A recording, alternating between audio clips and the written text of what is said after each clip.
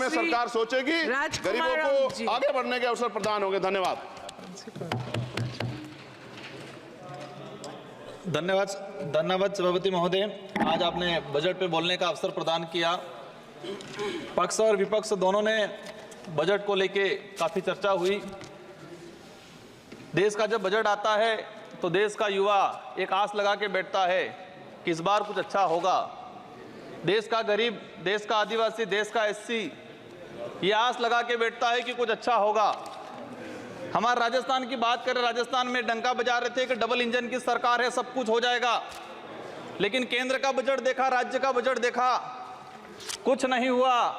और पूरा देश का एसटी एससी आदिवासी समुदाय हो, युवा हो, सब ये लग रहा है कि ये डबल इंजन की सरकार की दावा करने वाली इस बार का जो बजट है वो कहीं न कहीं सिर्फ बिहार का, कहीं न कहीं आंध्र प्रदेश का और सरकार बचाने का बजट साबित हुआ है। और कहीं न कहीं ये जुमलेबाज का जो बजट आया है इस बार, देश की जनता देख रही है।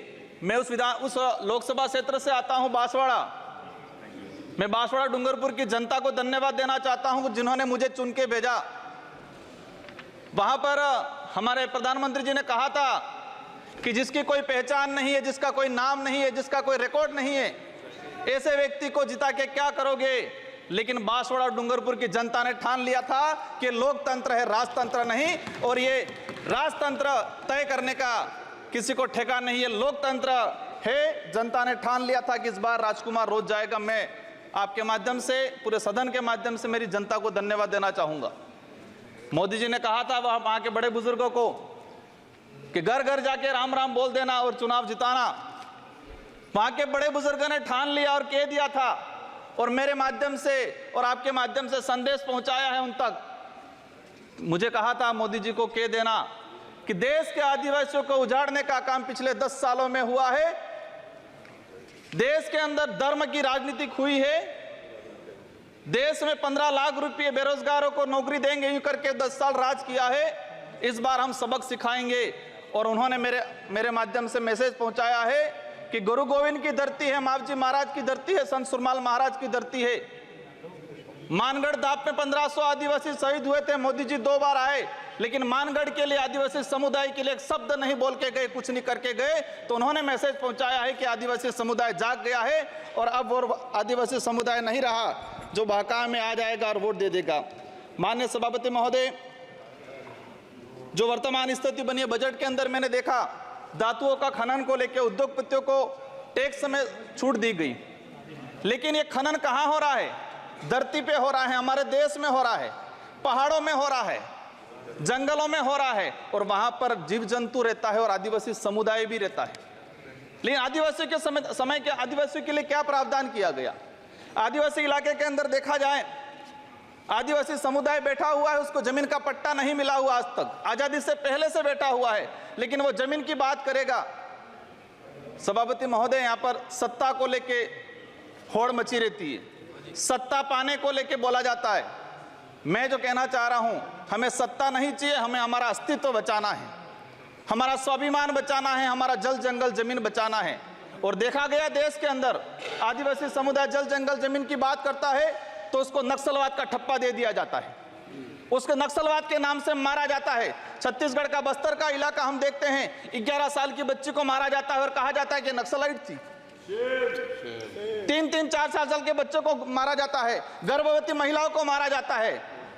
आदिवासियों की, जब भी आदिवासी समुदाय अपने हक अधिकार की बात करता है तो उसको नक्सलाइट का ठप्पा लगाया जाता है। सभापति महोदय, आदिवासी समुदाय को या एससी समुदाय को फ्री की योजना, हम कहते हैं हमें फ्री की योजना मत दो, हमें हमारा हक दो, जल जंगल जमीन का मालिकाना हक दो। और संविधान के अंदर शेड्यूल 5 के अंदर, शेड्यूल 6 के अंदर जो रिजर्वेशन पॉलिसी लागू की है उसको धरातल पे लागू किया जाए। माननीय सभापति महोदय, मैंने देखा है भाजपा अलग अलग राज्यों में अलग अलग चीज कहते हैं, कई जगह कहती है बीफ खाओ, कई जगह मत खाओ। हमारे आदिवासी समुदाय को लेकर एक धर्म कोड की लंबे समय से मांग चल रही है कि आदिवासी समुदाय को अलग से धर्म कोड दिया जाए। आजादी से पहले 1871 से लगा के 1951 तक अलग जनगणना हुई है। आज आदिवासी समुदाय कोई ईसाई धर्म अपना रहा है, कोई हिंदू धर्म अपना रहा है, अलग अलग जगह बटा हुआ है। आदिवासियों की आइडेंटिटी, उनकी पहचान खत्म हो रही है। आदिवासी समुदाय अपनी पहचान बचाने को लिए लड़ रहा है और लंबे समय से कह रहा है कि आदिवासियों की अलग से जनगणना कॉलम होना चाहिए, धर्म कोड होना चाहिए। झारखंड के अंदर 11 नवंबर 2020 को झारखंड विधानसभा में प्रस्ताव पास हुआ अलग से आदिवासी धर्म कॉलम को लेके। वहां विपक्ष में भाजपा थी और भाजपा ने समर्थन दिया और कहा कि आदिवासी समुदाय धर्म व्यवस्थाओं में भले हिंदू हो ईसाई उसमें नहीं आता है, आदिवासियों की अलग परंपरा रीति रिवाज है, उनको धर्म कोड जारी किया जाए। लेकिन राजस्थान में अलग तरीके से माहौल बनाया जाता है। हम कहते हैं हमें किसी धर्म में नहीं रहना है, हमको आदिवासी है, आदिवासी रहने दिया जाए। माननीय सभापति महोदय, लंबे समय से देखा गया है, कहते हैं वनवासी, कोई कहता है कुछ और।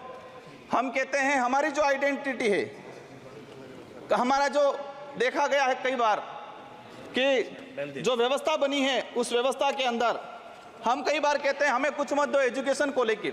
नई शिक्षा नीति, मुझे लग रहा है अभी घंटी बजने वाली है, मैं 2 मिनट में मेरा समाप्त करूंगा। नई शिक्षा नीति के तहत यह प्रावधान किया गया है कि 6 साल का बच्चा होगा, इसके बाद उसको पहली क्लास में एडमिशन दिया जाएगा।